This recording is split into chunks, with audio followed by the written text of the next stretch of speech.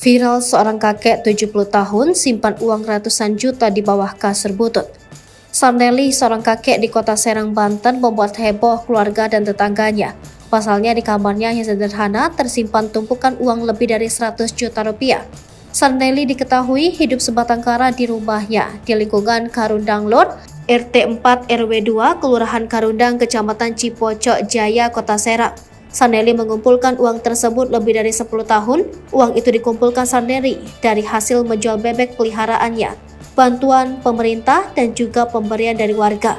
Uang yang disimpan mulai dari pecahan Rp1.000 hingga Rp100.000 dengan emisi terlama tahun 1997.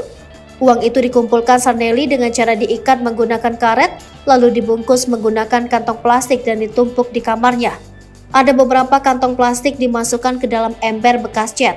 Lalu ada juga yang disimpan di atas dan di bawah kasur dan di kolong ranjang. Sementara untuk uang logam dimasukkan ke dalam kaleng bekas kue.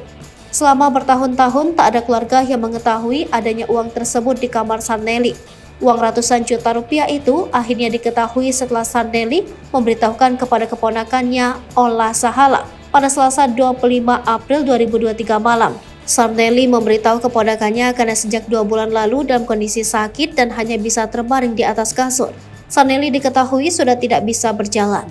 Saat dibongkar oleh warga, uang kemudian dipilah sejak pukul 19.30 hingga 1.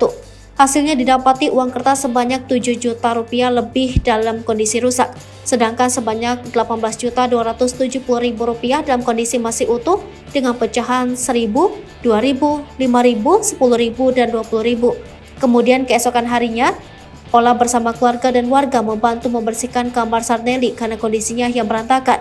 Namun saat bersih-bersih, keluarga dan warga lagi-lagi menemukan uang dengan jumlah yang lebih banyak. Saat dihitung dan dipisahkan, total uang yang utuh ada sebanyak 104 juta rupiah, sedangkan uang dalam kondisi rusak sebesar 10 juta rupiah. Ola pun merasa aneh dan heran karena Sarnelli berani menyimpan uang sebanyak itu di rumahnya dengan kondisi pintu yang tidak pernah dikunci. Untuk uang yang dalam kondisi rusak, saat ini sedang proses penukaran di bank, sedangkan uang 104 juta rupiah sudah diamankan oleh saudaranya.